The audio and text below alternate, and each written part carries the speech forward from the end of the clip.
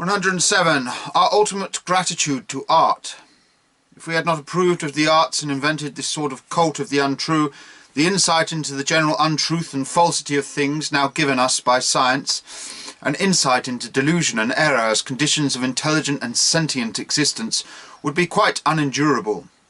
Honesty would have disgust and suicide in its train. Now, however, our honesty has a counterpoise which helps us to escape such consequences, namely art as the goodwill to illusion. We do not always restrain our eyes from rounding off and perfecting in imagination, and then it is no longer the eternal imperfection that we carry over the river of becoming, for we think we carry a goddess, and are proud and artless in rendering this service.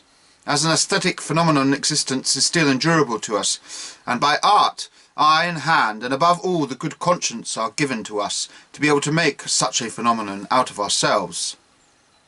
We must rest from ourselves occasionally by contemplating and looking down upon ourselves, and by laughing or weeping over ourselves from an artistic remoteness.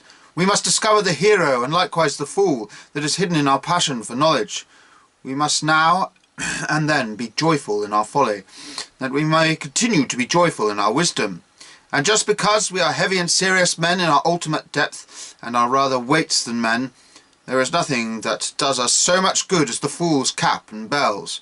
We need them in presence of ourselves. We need all arrogant, soaring, dancing, mocking, childish and blessed art, in order not to lose the free dominion over things which our ideal demands of us.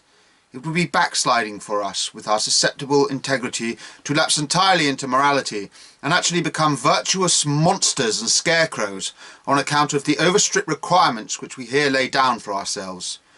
We ought also to be able to stand above morality, and not only stand with the painful stiffness of one who every moment fears to slip and fall, but we should also be able to soar and play above it. How could we dispense with art for that purpose? How could we dispense with the fool? And as long as you are still ashamed of yourselves in any way, you still do not belong to us.